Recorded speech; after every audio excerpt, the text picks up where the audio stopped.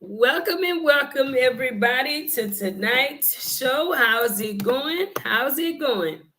Tonight, guys, we are talking about how to create wealth without a job or a savings. And I have a guest that's coming on with us that's pretty knowledgeable about this subject to speak on it. As you come in, guys, please hit the like button. And don't forget to please share with a friend. How many times, guys, have we wanted to save money or fix our credit or build wealth, and either we're resistant, there's so much going on around. We hear all about the different opinions and tips and this and that, but we really don't know the first step to take. Tonight, guest, guys, is coming on to speak to us about how to create wealth without a job or a savings. In the end, we'll give the conclusion, of course. But before we get into our show tonight, guys, I'm going to play a quick video to just get you guys familiarized with exactly where we're going with this. Righty, started right there. Recent study by GoBankingRates.com, 43% of respondents aged 25 to 34 said they weren't investing in stocks, bonds, or real estate. They cited familiar reasons for staying on the sidelines. They didn't feel as though they had enough money to invest. They feared losing money in market downturns, or they found investing to be complicated and intimidating. But by sitting things out, they're sacrificing the two most potent forces when it comes to building wealth through investment: time and compounding interest. Wealth doesn't come from following the crowd. Number 3, invest in your education. It is always a wise choice to invest in your education. Education is a lifelong currency, and it will not depreciate or disappear. Knowledge is reliability. In any profession, it's important to learn something new and improve your skills constantly. The more time you devote to self-development, the more expensive your work is valued. If you want to succeed in your work, education is the best option for you. The educational development will allow you to think freely, open new horizons for your personal growth, and most importantly, help to stay relevant in the labor market. If you don't have good enough education, you have much worse career choices. It requires time and effort, but the result is worth the weight of gold. It's not just about college degrees. Even while working, personal development is the way to go. Creating a personal development plan is one of the best ways you can use in order to get a better future for your financials. Who else can make us keep our wealth in the wise ways if it's not us? So start from yourself and get yourself ready to develop and use your wealth in a wiser way. Number 4, apply and use leverage. Leverage is an investment strategy of using borrowed money, specifically the use of various financial instruments or borrowed capital, to increase the potential return of an investment. Investors use leverage to multiply their buying power in the market. It is the essential success principle that builds wealth. Leverage allows you to build more wealth than you could ever achieve alone by utilizing resources that extend beyond your own. It allows you to grow wealth without being restricted by your personal limitations. The leverages you could apply include financial leverage, the use of financial leverage to control a greater amount of assets by borrowing money that will cause the returns on your cash investment to be amplified. Simply using other people's money so that you're not limited by your own pocketbook. Time leverage. Time leverage is achieving the biggest result with the least amount of effort. It's about simplifying and finding the quickest route to the result you want. Try using other people's time so that you're not limited to your 24 hours in a day. Systems and technology leverage. When you're clear on your goals and what you want to achieve, look at how you can leverage technology to free up more of your time and expand your reach and impact. Technology is the ultimate way to free up time. Using other people's systems and technology so that you can get more done with less effort. Marketing leverage. You can use other people's magazines, newsletters, radio shows, and databases so that you can communicate to millions with no more effort than is required to communicate one-on-one. Network leverage. Use other people's resources and connections so that you can expand beyond your own. Knowledge leverage. Have access to other people's talents, expertise, and experience so that you can utilize greater knowledge than you will ever possess. Number 5, treat your wealth like a business. The number one reason most people don't get what they want is they don't know what they want. Self-made millionaire T. Harv Eker writes in his book, Secrets of the Millionaire Mind. Rich people are totally clear that they want wealth. To reach that level of clarity, he suggests writing down goals for your annual income and net worth. No one would be able to build a business without a business plan, and building your wealth should be no different. No one cares about your financial well-being more than you, so it's important to have a financial plan for yourself. A financial plan is a document containing a person's current money situation and long-term monetary goals, as well as strategies to achieve those goals. You can create it independently or with the help of a certified financial planner.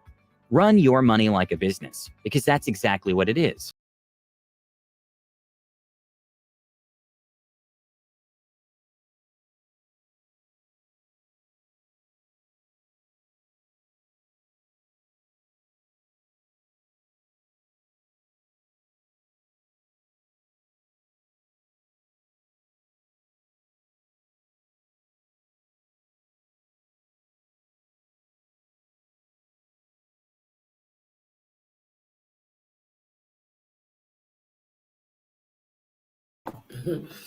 Here I am, guys. We are back. How's it going? How's it going?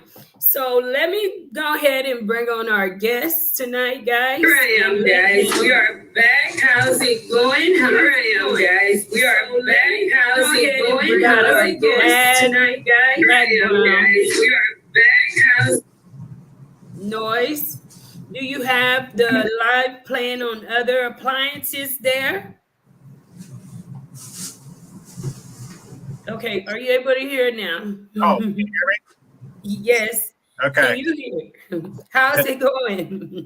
It's going good. It's going great. Awesome. So tonight, I have you back on the show with me. We are talking about how to create wealth without a job or savings. Number one, because we always have new people, what makes you qualified to even speak on this subject? So please introduce yourself. Well, I'm the Stallion, aka the Gangster Bankster. That's what they call me. As far as my knowledge, I'm just going to talk about my own personal finances. I mean, so just trial and error and just reading and, just different things I've done over the last 4 or 5 years. I've learned a lot. It's okay to go out and make money, doing W-2 contract work and everything else. But the question really comes down to is how are you going to invest that money? I mean, are you going to spend it? Are you going to invest it? Are you going to, put it under the mattress, whatever it is? So I've pretty much got a system now down on how to actually create wealth without having to work an extra job or anything. And I can go through the steps here. So I don't know where you want me to start at. Well, give the audience a little bit of your background, maybe education, because I know for myself, when I'm taking advice from someone, I have to know that either you're passionate about the cause you're pushing or you have a level of knowledge about that cause. So tell people a little bit about your background, education, and how you got to where you know about what you are speaking about. Okay. Well, I mean, I'm officially retired now. I work for the government. I was an auditor, so retired last year. So I was in that I was working for the government for almost 33 years. So in most of those years, except for my first year, I've been in auditing, and I've audited for 2 different state agencies. So from that end of it, just my accounting background and looking at tax returns, payroll, deductions, doing rate inspections for insurance, just a whole host of different things that we look at. As far as education goes, God, that goes way back. I got two bachelor degrees, one in business management or administration and the other in finance. I graduated with 2 at the same time. And then I went on to do an executive program at a private university for an MBA, which I got that years ago. But, in reality, all that schooling doesn't mean at the end. You have to have some common sense. I mean, there's people that are PhDs, MBAs, and so forth that are broke. So, because they don't know how to manage their finances, their affairs. They can generate the money, but they can't manage it. And that's one of the big problems we have here in this country. Everybody overspends. And, this whole thing about finances is a taboo subject. Next to the religion and politics, people don't like to talk about their personal finances. And, and that's a dangerous thing, because at the end, they're going to have something to live off of other than Social Security. The way it works, at least here in the United States, most people don't have a defined benefit, AKA a pension, where you get a set amount every month. The pensions that exist left are mostly in public employers, various state and local governments. You have Social Security disability, or Social Security, that's a defined benefit. And then even the military, from my reading, unless they changed it, they made a change with people coming in the military. They have a sliding scale, but if you're coming today, 2023, and enlist, you're not getting 20 years and out with a full pension. You're getting basically a 401k, or in the public sector, a 403b. So from that end of it, you're not really, you still have to do something. You have to have some sort of income, and most people aren't going to have anything, or very little. Social Security, I think the average check is like $1,600 a month. $1,600 might get you. You might be able to live in another country for that, and you're not going to be able to live that good at $1,600 in the United States. I used to tell people when I was out auditing, meet with employers, I tell them, we were talking about the same issue, and I said it doesn't matter if you had your house paid off, you had a brand new car you bought cash. I said, just to maintain the car for the maintenance and the property taxes and insurance on the house and the car, that's going to eat up a lot of that $1,600, depending on where you live. So, then you have to look at your utilities and everything else. So if you do have everything paid off, just your variable cost, your heating, depending where you live at in the country, your electricity, your food, medical, there's always deductions on every medical. $1,600 doesn't cut it. Even if you have your house paid for in full and you have a brand new car you leave with and pay cash. So there's got to be a different way to generate money, because we know inflation and the value of the dollar doesn't buy as much as it did 50 years ago, 60 years ago. That's just a fact. Why is it important for people to start creating wealth as early as possible in life? Why is it important, especially with what we are seeing today? Well, it's literally for your own survival.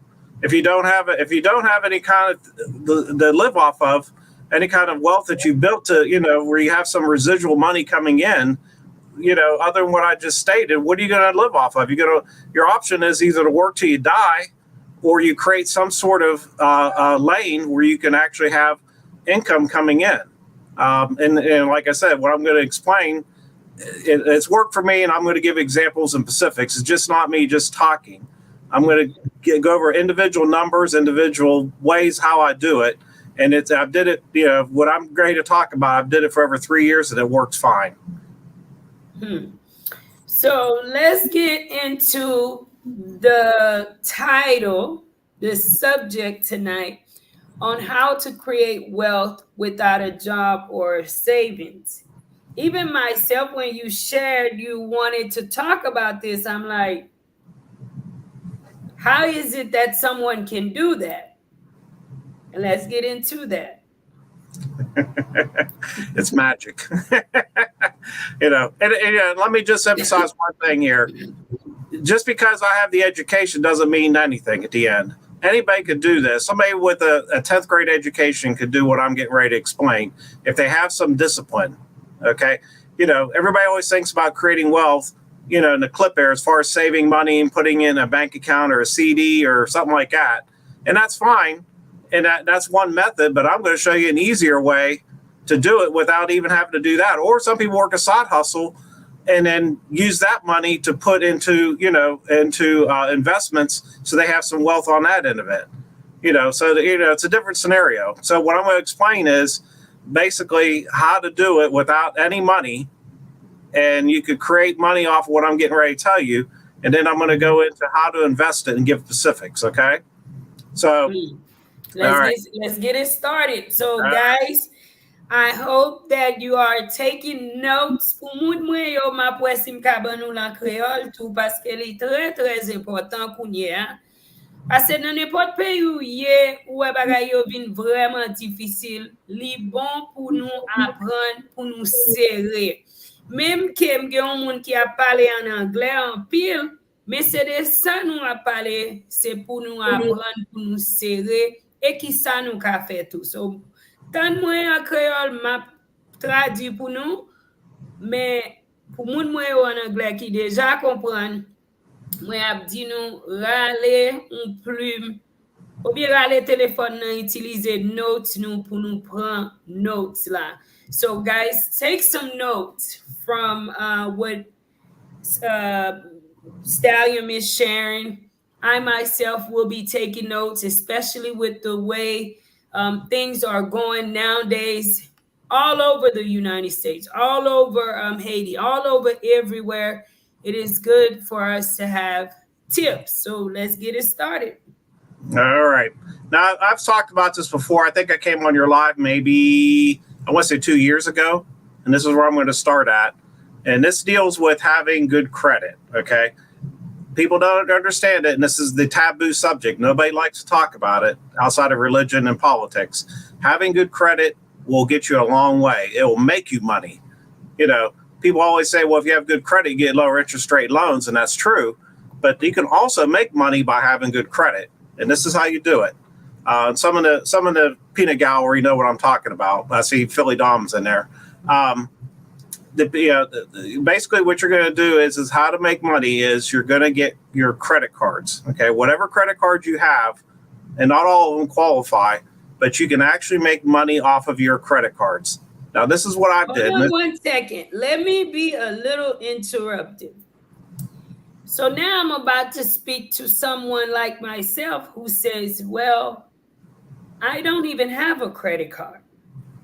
So how is that possible for me to make money off a credit card?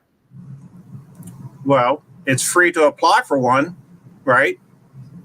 So you could go online to any of the websites, Barclays. You can go on to Discover Card, Capital One, which I really don't recommend for what I'm getting ready to say. You could go to Bank of America. There's most of the credit cards out there. If you have any kind of decent credit at all, you can get a credit card without any annual fee. Okay, so remember I said no money. You're not putting any money up. Okay, to do this. So what you do is and what I've done is I probably got 30 credit cards. Most of them, I'd say probably 20 of them are making me money. And basically what you do is I had credit cards in the past, and I didn't understand how this whole thing was until 2019. This is when I discovered it. And how did I discover it? Not because my MBA. The school never taught me this at all, graduate or undergrad. My work never taught me this. I just went on there and I just did the rough work and Googled, watched YouTube, and I found out the little light bulb came above and I said, wow, it's too good to be true. So, I did a little test run and it is true.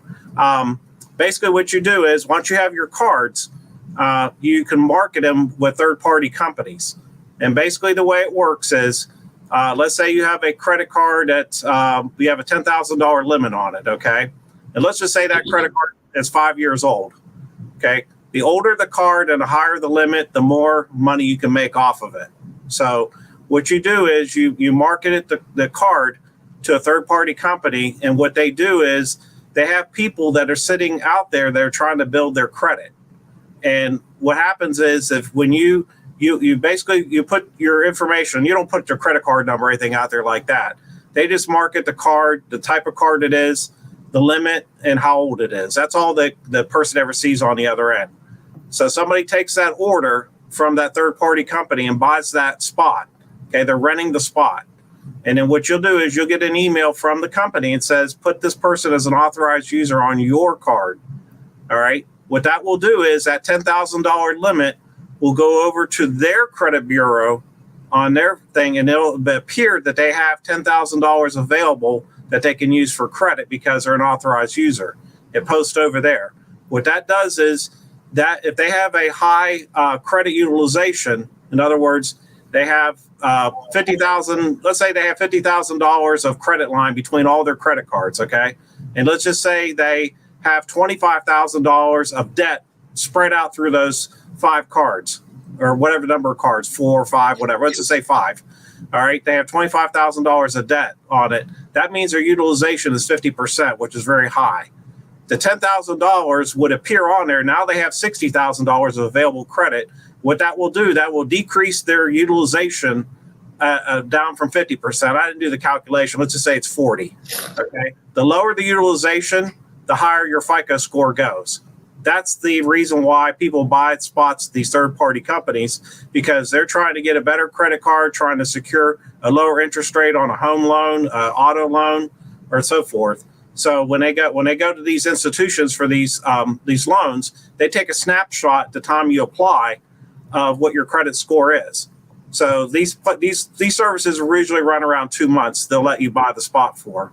So and it usually takes about a week or so to post on there, and you'll be able to see your FICO score go up. At that point, that customer, that person that bought that spot, would go to the car dealership. They would go to the bank or whatever else, and they meet the requirements to get a lower rate or get approved on the car they're looking for. So it saves them money. So if they spend $500 in the back end buying the spot, they may save $5,000 in interest payments over the life of the loan. Let's just say it's a car note, or maybe even a house loan. It'd probably be more than a home loan, depending on what the loan value you took.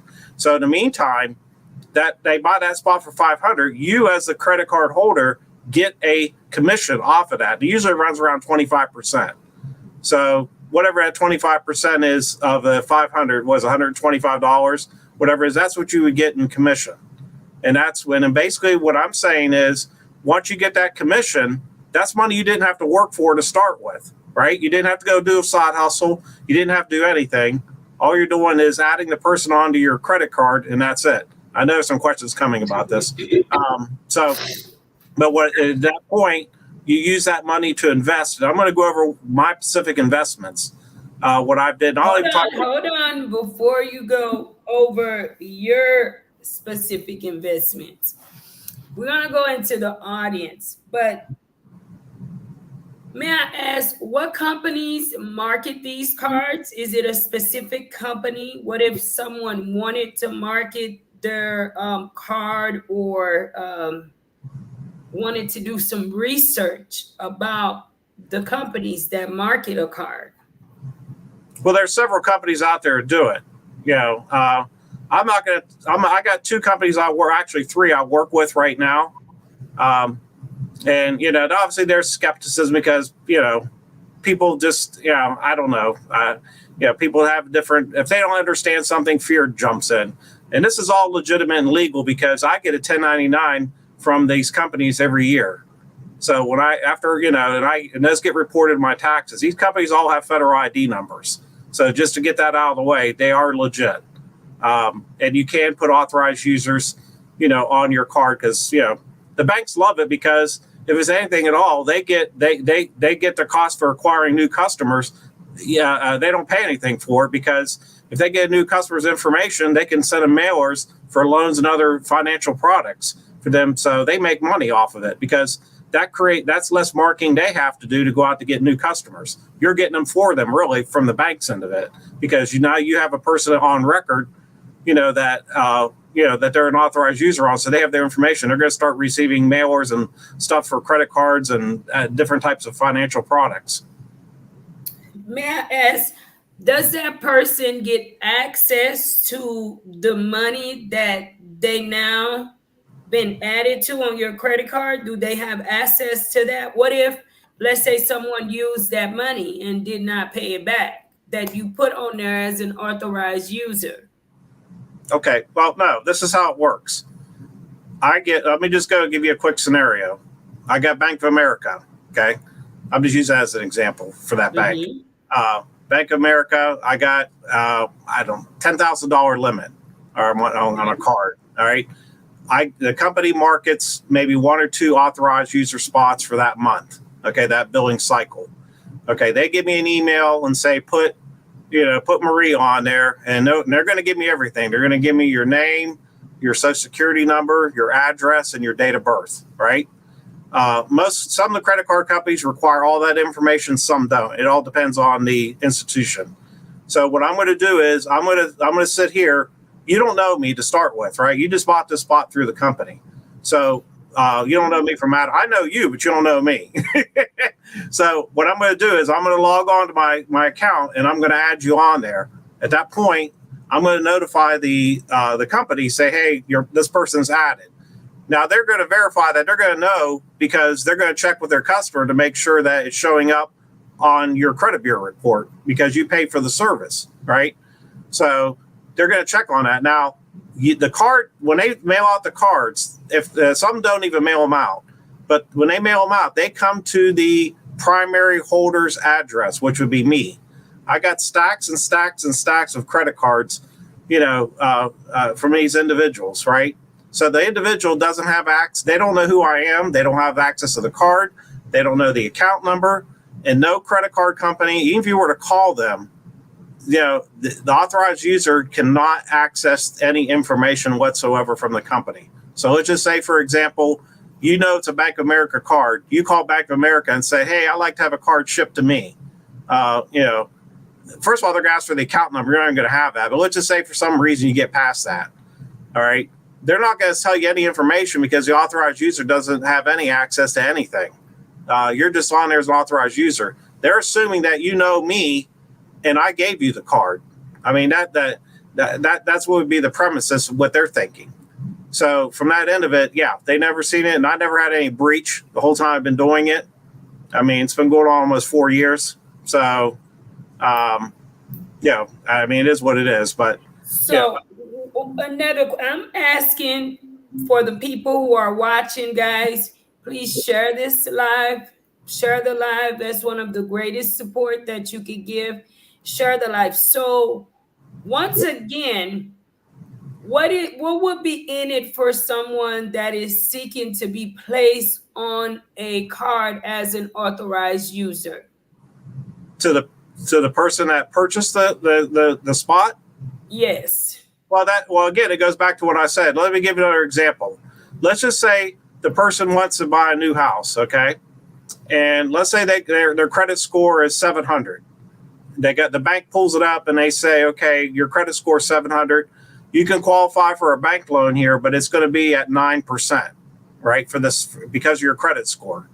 All right. Now they have tiers at the banks. Let's just say the bank says, well, if you get your credit score up to 730, you qualify for a lower interest rate and better terms on your loan. Right?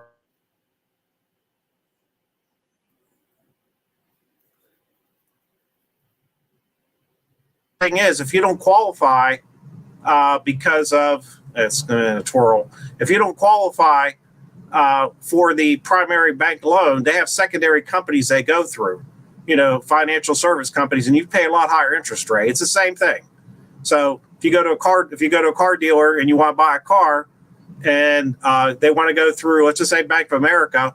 Bank of America says we're not going to take that loan because their credit score is too low. The dealership really doesn't care in the long run because they have other sources they can finance you through, and they'll send you to a secondary market because you're a higher risk. Instead of paying 10% on that card note, you're going to pay 12 or 13 because you're a higher risk because of your credit score. So there's an incentive why people do this to start with. They buy these spots. This has been going on for years. This isn't anything new. It's just that it's one of these taboo things that nobody talks about or nobody knows about, including me.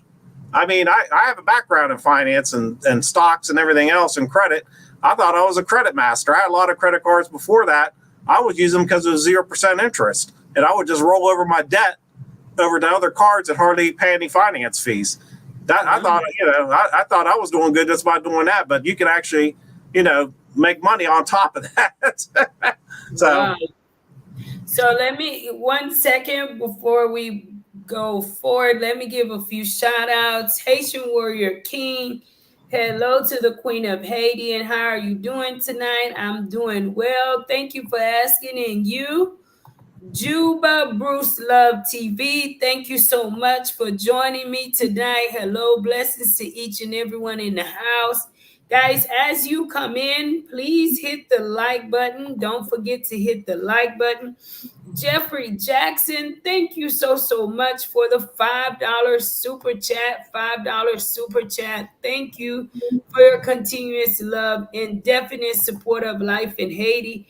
Philly is in the house watching from Philly. Cool vibes. That's what's up. Congrats, Philly, on the latest 100K and more awards. Congratulations. And thank you for stopping by with us tonight. Teacher P, good evening, Marie, and everyone in the chat. Good evening, Teacher P. How's it going? Jeffrey Jackson says, hello, Marie, and guests in the Life in Haiti family. I hope that everyone is doing well. So do I, guys. I hope everybody's doing well. Jeffrey says, how can you convince the older people that it's in their best interest to invest their hard-earned money to do better? Well, in my case, I'm saying not to, because I'm showing you how to make money without using your own hard-earned money to start with. So, that's one way to do it. I could talk about the stocks, which we'll get into about to address that question. But what I'm trying to show is for anybody that's got any kind of credit at all, start collect those credit cards like baseball cards, because they could be a lifesaver. And be honest with you, I've had credit cards I applied for that they approved me on, and they gave me bonuses for spending so much money off the card. It's interest free for a year, 15 months, and then they gave me a cash back if I spent so much money. So from the front end of it, I made, I probably made, I don't know, maybe in the last year or two, it's $500, $600, $700 just off of that alone, because I spent the money. It's interest free, right? And then once I reach that threshold, they credit me with $100, $200 onto my card. So I actually made money off of it just for applying. And of course, they have no interest. There's no 0% interest, and there was no annual fee. All I'm doing is I'm planting the seed so I can harvest the crop, and at the time it needs to, so I can market it. Well, one of the things, and you can correct me if I'm wrong, I gather is in order for you to create wealth, number one, you have to be a responsible person. You have to already be someone that is responsible, working on your credit, or at least already have a decent amount of credit, have credit cards already, and have been pretty much on time with your payments and being responsible with your spending. Am I correct? Right. Any credit card that you market, you can't have any late payments on it. All right. On the card itself. So if you don't have any late payments and it's a primary card that you can market, and I can go over the ones that are good, then yeah, you can do that. But if you have a late payment on the card, it's going to disqualify right off the bat. It could be 10 years ago. If you have a late payment on there, it's gonna disqualify from what I'm saying. And then the other thing too is you have to keep your 1 second. Excuse me. So you could not have had one late payment? That is correct. And now keep in mind, let's define what a late payment is. Let's say the due date on your card is, let's say we're at July 19th. Let's just say July 20th is your due date. You pass the due date. You don't pay that card until July 30th, right? That doesn't mean you're late for credit bureau purposes where they put a mark on your bureau report. You have a 30-day grace period before they'll report it. Now, you'll have that $35 late fee, which you can get waived if you call the 800 number in most cases. But you're not late as far as for my discussion here. That doesn't. Now, if you go to July or August 20th and you still haven't made a payment, yeah, they're going to report that as a 30-day late. Okay.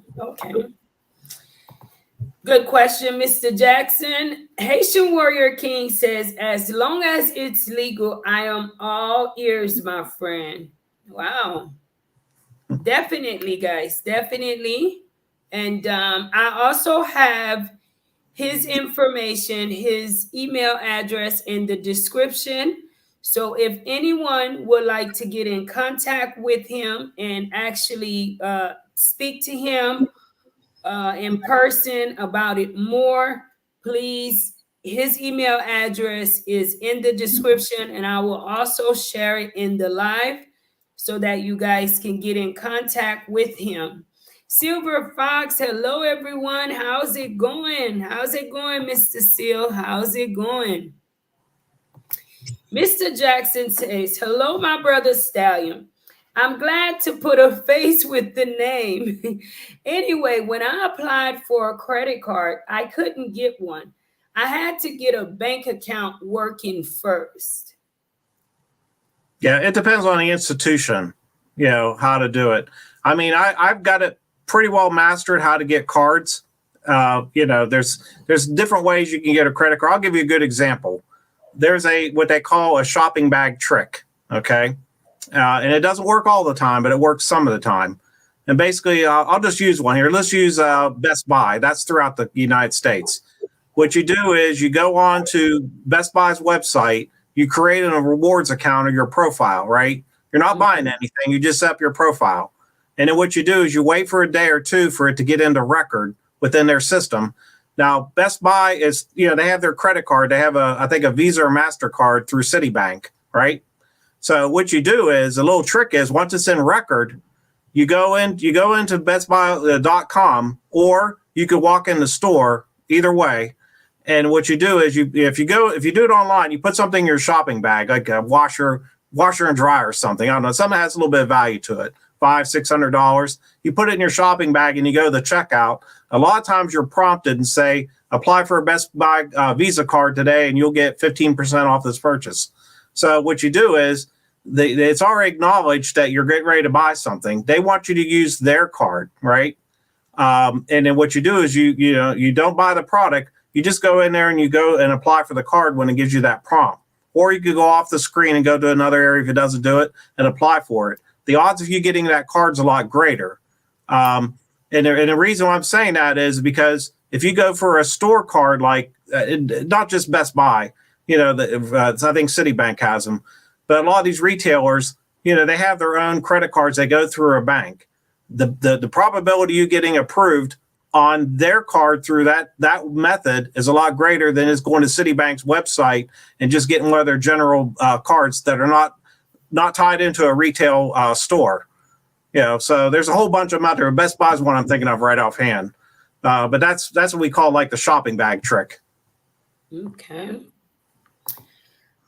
Haitian Warrior King says, is this a Hellcat Omar move, bro?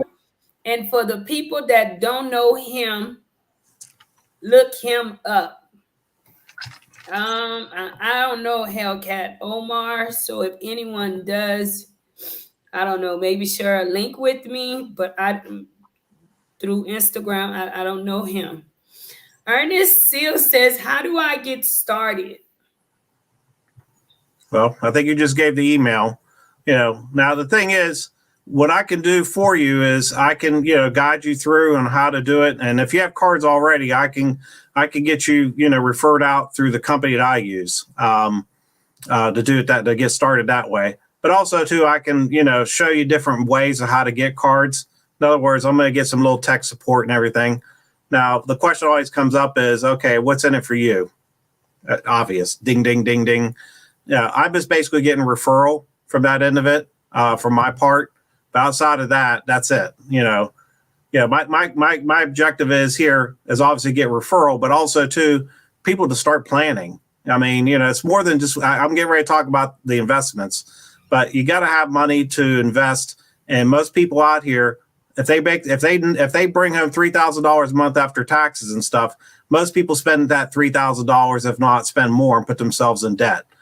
This is a way of coming around to make money doing it this way and not spending the money that you make doing what I'm doing and then turning around and invest it and roll it over and make more money. So that's the whole purpose of this. It's not just to go and just blow it somewhere. You want to be able to invest, because at the end, eventually you're not going to be able to work anymore. I mean, it could be disabled, it could be anything. I mean, it's just a reality. We're all going to get old, and I don't want to be a greeter at Walmart, 80 years old. I used to ask, some of the people I go to Walmart, I said, "Are you here because you want to be, or because you have to be?" And if they're being honest about it, most of them are saying because they have to. Some people want part-time jobs, everything else, but some people don't. Some people are, when you get to a point, you do it. Well, you just don't want to work anymore. You just want to relax. And, I see that in Walmart all the time, very elderly people working in there. And I can't believe that they're in there. All of them, are in there because they just want to keep themselves busy. I'm not buying that argument.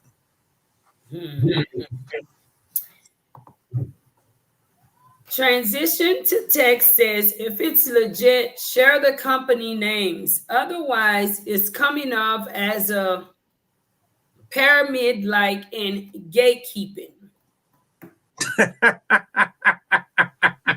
Well, that's the secret sauce there. There's multiple companies out there to do it. I guess to that individual, they can look it up online and see for themselves. I'm not going to reveal the companies I use, but there's you can Google it and then find out. There's several companies out there that do the same thing what I'm referring to. So, and like I said, that's what everybody, without knowing any better, that's what you think. It's a pyramid scheme or something like that. And I guess you can tell the viewers here, I've showed you the quote receipts. I've showed you the evidence, right, in the past. Yes. So I would not have brought him to the show if I did not see the evidence with my own two eyes, guys. So, I mean, you can make passive income with your own credit card. And in the past, he has had haven't you had other viewers to come in and do that with you? Yeah, I think it was on your channel or maybe Fit and Travel's channel. I had one guy that, like I said, I'm not giving no names or anything. He signed up. Actually, I just got my payment schedule, and I know he made money off of it this past month himself, because they just put out the payment schedule. There's another YouTuber, which some people may know, which I'm not going to say his name, and he is also doing it as well. So there's two people I know. I have other people that are doing it. My own brother's doing it. I got him signed up. But those are the two that I'm thinking of right offhand that are in the YouTube world. Mr. Ernest Seal asked a good question. Would that affect my credit? Nope. As the credit card holder, would it have an effect on his credit? Nope. The only way it would have any effect at all is for some ungodly reason, the authorized user got a hold of the card, which they wouldn't. But let's just say they did. And you got a payment they used on there. They put some charge on there or something. You're going to be responsible for it if you didn't pay it. Yeah, it would drop out your credit score if you didn't pay it because you're going to be responsible. But none of these credit card companies mail an authorized or card to an authorized user. What the banks want is they want you to put authorized users for your significant other, your kids. Kids usually have to be 16, 17 years old. Let's just say your child's going to go to college. They need a card for an emergency. That's what the banks are. That's what they're thinking at the people you're putting on. Maybe a cousin, brother-in-law, sister-in-law, somebody where you have a connection where you hand them the card in person.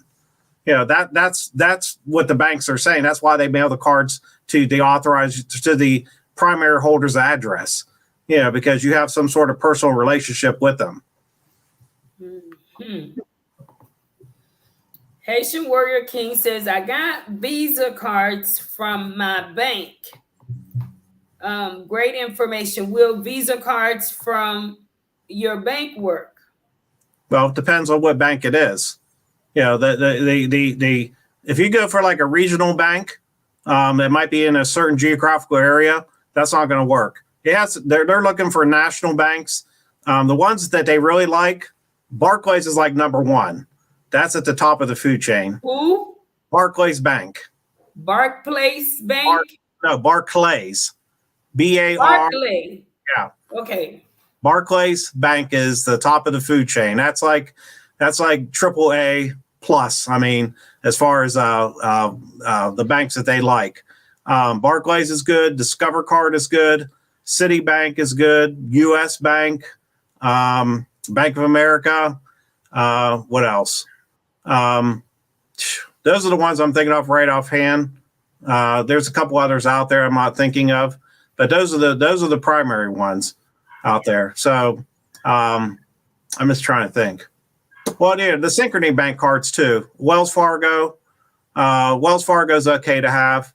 Synchrony Bank cards. Synchrony Bank is used to be GE Credit, and they underwrite a lot of retail places. J.C. Penney, in fact, I just applied for one just out of the, because I was sitting there, I was bored. I got so many credit cards, but I just applied for one, and they approved me. I think they gave me like 6,700 or something like that, and that's a Synchrony Bank card. That could be marketed too.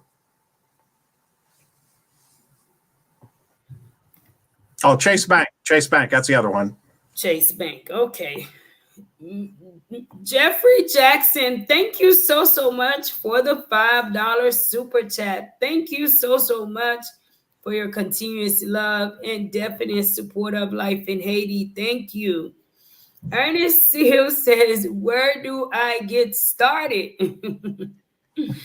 Please get in contact with him via email, guys, because obviously he wants to get his referral fee. So please get in contact with him via email so that you can know how to get started. And obviously, in anything that you're doing, be sure to ask questions and make sure that you are comfortable with it before making any decisions.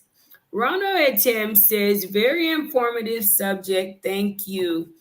Teacher P says, it's going well. Thanks for asking. Hope all is well with you, Maria. All is well, guys. So please hit the like button, guys.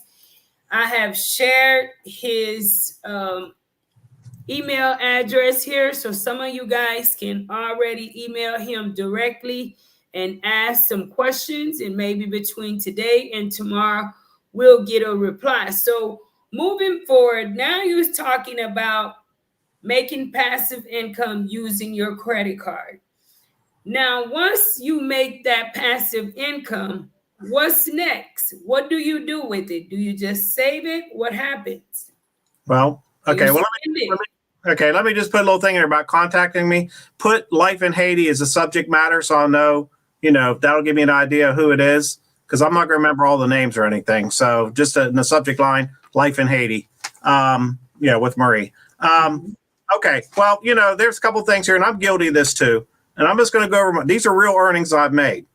I started this credit card game, back in the end of 2019, I want to say. Yeah, it's before we went into COVID. Between that and what I'll make this year, I'll probably be close to 40K, 40,000, right? Yeah, but that's over a 4-year period now. So 10,000 a year, and I'm probably going to be a little bit higher, but I'm going to underestimate. I don't like to overpromise, even though it doesn't mean anything here, but I just like to be real conservative in my numbers. So let's just say 10 grand a year. All right. So what do we do with that 10 grand that we made? Do we go out and party? I'm guilty of it. Have I traveled the Dominican Republic and Ghana? Absolutely. And some of that money went to that. But however, and I use money to pay some bills here, everything. I've saved money in my bank account. I have some of it in my savings, which is earning nothing in interest. But there's a reason why, and I'll tell you here in a minute. But I wrote down some numbers here. What I've did is I've turned around and I invested some of that money, not all of it, not even half of it, be honest with you. I have more money sitting in my bank account, but I'm real funny about moving money over right now. I'm waiting for the stock market to go down before I unleash my bank account per se. But right now, I've invested in the stock market a total of $13,800 over the same period of time. Okay. So what I did with that money, and that was purely off the credit card money I made, which I didn't have to work for. I didn't have to do a side hustle. I didn't have to do anything. I didn't have to sacrifice the money I was making at my job. The W-2 income I was making my job went to pay for bills here at the house and whatever else I was doing with it. So I just want to make sure there's a distinction between that. This is all money that I didn't have to work for. And that's why I said you don't have to work a job to do this. You just have to have the credit cards, at least for this money that I'm talking about investing. Obviously, you have to have a job to get the credit in order to, make money off the cards. But I got a total of $13,800. I added up my investments, the money I put into it. I bought stocks with it. Okay. If you want to go over specific stocks, or where you want me to go with this? Share, but see, when you're knowledgeable about something, it's so easy for you to swallow. Let's just say this. But you're teaching myself, you're teaching me too as the host.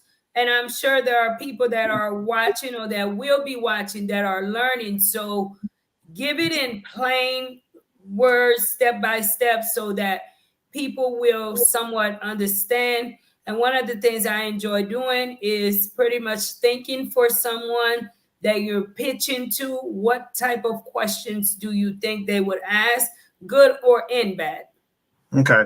Now, one second before we get into that. Let me give a big shout out to Mr. Jeffrey Richard.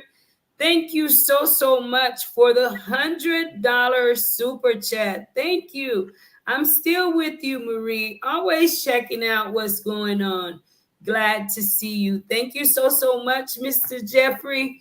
God bless you. Thank you beyond words. Thank you, and glad to have you here too tonight. Okay, you may continue, Stallion. Okay. Now, again, you don't have to be, you don't really have to be educated to know this. And I'm saying this with an MBA, right? Mm-hmm. Anybody, literally anybody could do this. A lot of it's really common sense, what I'm saying. Okay, so let me just go here real quick, just give some numbers. I invested $13,800 as of today in the stock market, right? And the catch is the key is when you're investing in stocks, there's two different philosophies.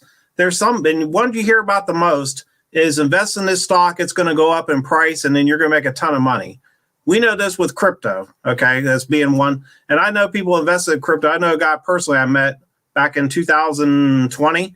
He went bankrupt because he literally borrowed money against his house to go invest in crypto, and he lost his butt. So there, I'm not advocating that one way. People want to invest in that. That's fine. I would never do it. I wouldn't touch any of those type of investments with a 10-foot pole. Those are what we call speculative investing.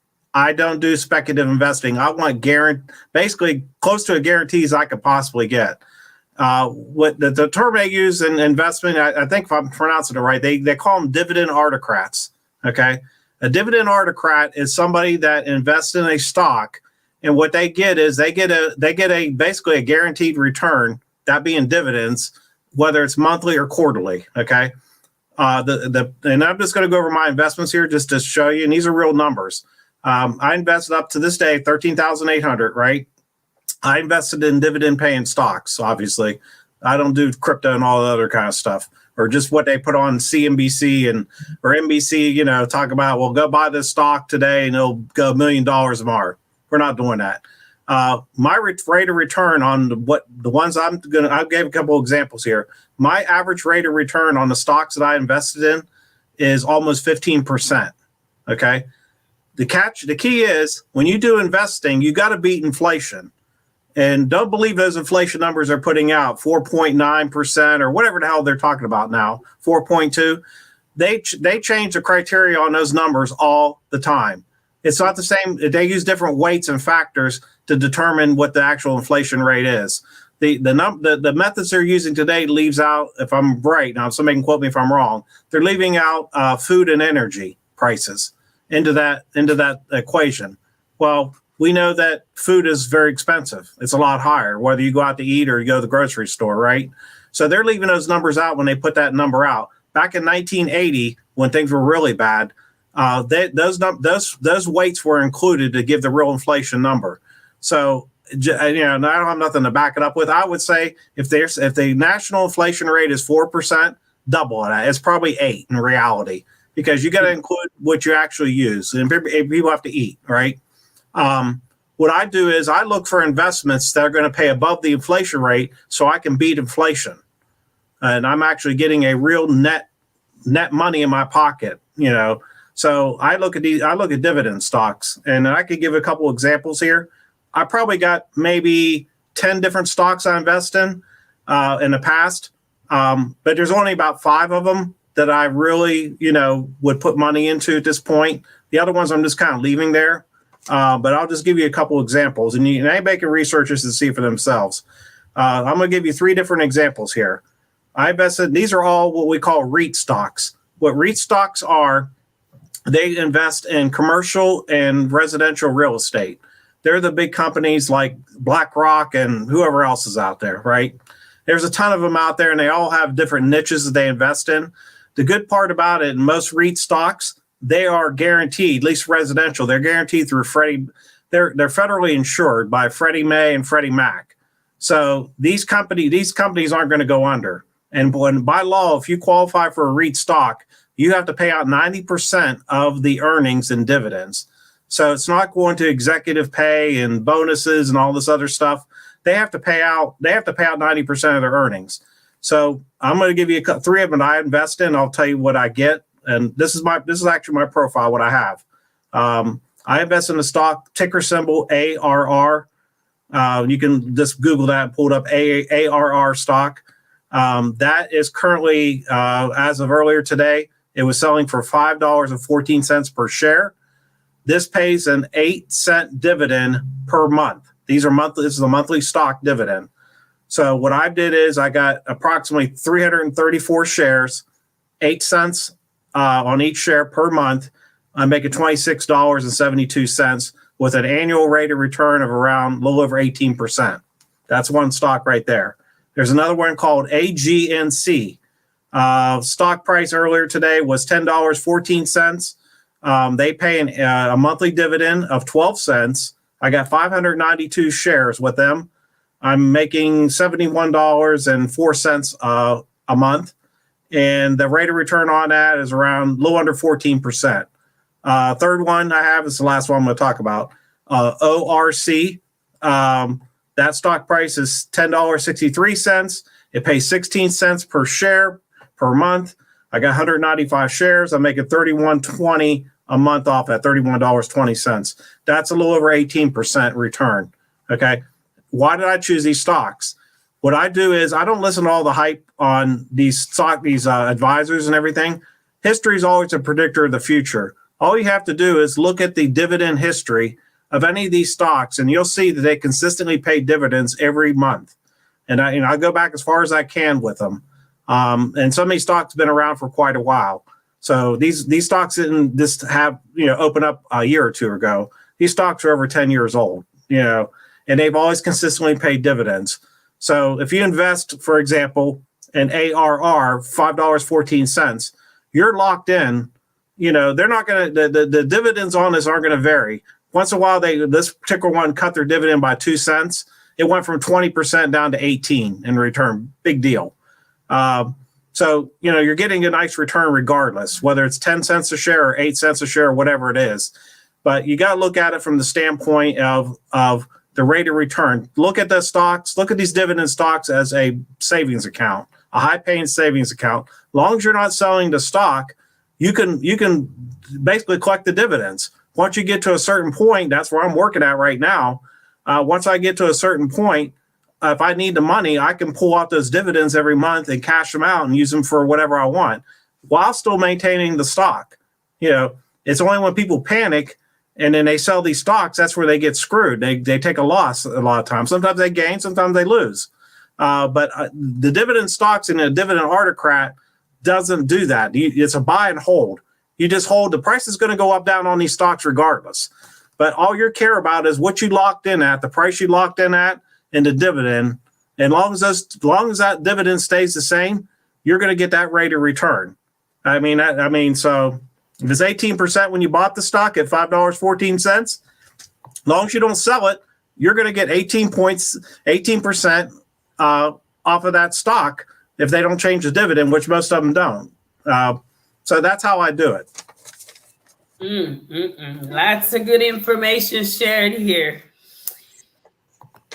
Mr. Ernest said, how do they pay you? One-time commission fee or continually paid? It gets paid by the posting. If the posting is successful, then basically I get a commission off of that, a referral, I guess. It's not even a commission, it's a referral off each one, successful posting. And the company pays me direct. It doesn't come out of the individual's money on that. That company actually pays, they paid out of their money. But there's a lot of profit in this. That's why they can do that. They don't need to dig into the card holders money on stuff like that. They want to get many cards out there because they got a lot of people that'll buy these spots. Me, I don't want to mess up the name, so I'm gonna say Dahi. Hello, Marie and the guests. You gotta tell me how to pronounce your name. Hello, Dahi. How's it going? So, for some of you guys that are watching, if you have yet to subscribe to this channel, please hit the subscribe button, guys. Please share the live. And if you are watching and have yet to give this live a like, don't forget to give this live a like. Thank you again, Mr. Jeffrey Richards, for the $100 super chat. Thank you. Manila Nelson says, hello, all. Hello, how's it going? Ernest Seal says, what's the second stock sticker again? Okay, I'll go over all three of them real quick. First one is ARR. Second one is AGNC. The third one is ORC. Okay. Thunder Scorpio says this is some good info. We'll check the replay. 3CP says, ask Stallion, what's your perspective on Stash and Robinhood? I mean, they're just services that you can buy stock through. I mean, they're not good or bad or anything. They're all insured. I mean, as far as their stability. In other words, you go through they're just a third party. They're just another company that, you have access to buy stocks directly. Because you either do that or you go to a broker or advisor and then they'll take a commission. The reason why Robinhood and those other places are in business to start with is they cut out the commission fees of all the people we've seen over the years. The guys wearing the suits and everything, Edward Investments and, all these different financial services, because those guys know what they're doing. And what, the consumer, most people don't understand what I'm explaining. So they walk in there and they get a cut. They'll advise them to what stocks to invest in. They do it and they get a commission off of that. All these companies do is it's a self-serving company. They give you a little bit of advice here and there, stuff like that, but it's basically a third party just to buy your stock through. So you can go to EF Hutton and buy your stock there, or you could go to Robinhood and buy it there. The difference is that you're not paying the commissions like you would at EF Hutton. Wow. They're still in business. Ernest Seal says, great information, my friend. Good job, Life in Haiti. Thanks. You guys are welcome. So we've came up on the hour here. I would like for you to share any last information. And if you guys enjoy these topics, leave me a comment. Let me know what you think. I always like to share different information, and I enjoy learning different information. So if you enjoy these type of topics, leave me a comment, guys, and let me know. Before leaving, Stallion, is there anything, last words, maybe something you forgot to include that you'd like to include? Any information you'd like to share with the world? Nothing other than, you gotta make decisions in your life. And sometimes you have to go the unknown. Usually fear is what drives everybody from not making decisions they really need to, or not planning. And if it's something that one doesn't understand, fear is what comes out. I mean, but like I said, I always tell people do their own research. Verify what I'm saying. I just know I'm making money off it. It's worked for me, and if I can get a good income stream, my personal goal is to get $1,000 every month consistently off of the dividends. That'll enhance, that'll go along with my pension and a couple other, credit card income streams. So I'll literally have 3 income streams coming in. But that's what I'm trying to get to right now. Well, it's always good to have you on the show sharing information. You're welcome here anytime. I thank you for being a good supporter of Life in Haiti. I just want to say thank you, and we'll do this again at another time. Hey, it sounds like a winner to me. Appreciate being here. You're welcome. It was a pleasure having you too. All right, take care. You too. So, guys, I hope that you learned something on how to create wealth without a job or savings. But one of the tricks to that, guys, to create wealth, you already have to be responsible. Those who are young, make it a thing, guys, to be responsible with paying your bills. Make it a thing to be responsible with savings. Whether you make $10, make it something to do to save $3 out of it. The way that things are going with the world, not just just with everybody. And if you are planning to live a long life, we know that our health will decrease, and there's going to be times you may not be able to work, and you will need to depend on your savings. So make savings, make earning passive income something to do. One thing I used to do on the show, guys, that I have stopped doing is wishing you all happy birthday or helping you to wish someone special in your life a happy birthday. Well, today is a special little guy who is a great supporter, guys, in the background of Life in Haiti. And I remember about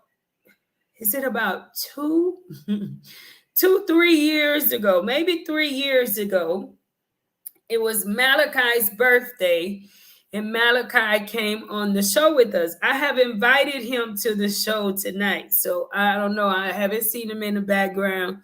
So Malachi, if you are watching, I am waiting on you to wish you a happy birthday. So all of you guys get ready and help me to wish Malachi a happy birthday. 3 years ago on his birthday, July 19th, this special day, this kid really surprised me. I brought him on here just so we can help him to celebrate his little birthday. And on that, he had a special request of the viewers and everyone watching. I'm not sure if you guys remembered that live that day.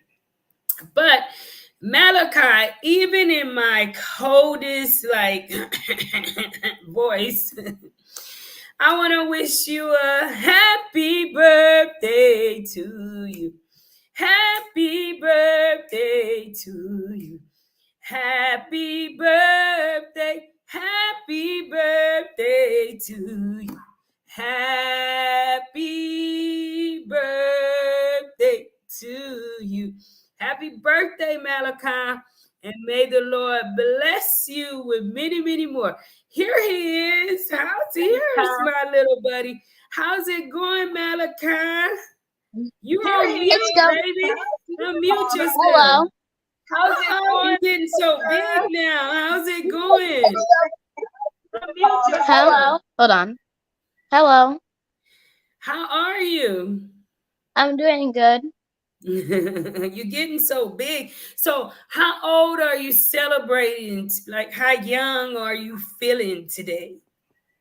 I feel a little bit less young, and I feel like a girl. I feel like a young man now. You feel like a young man. How old are you today? 11. Happy 11th birthday. So what did you get into? I mean, like, what are you going to get into for maybe the weekend? What'd you do?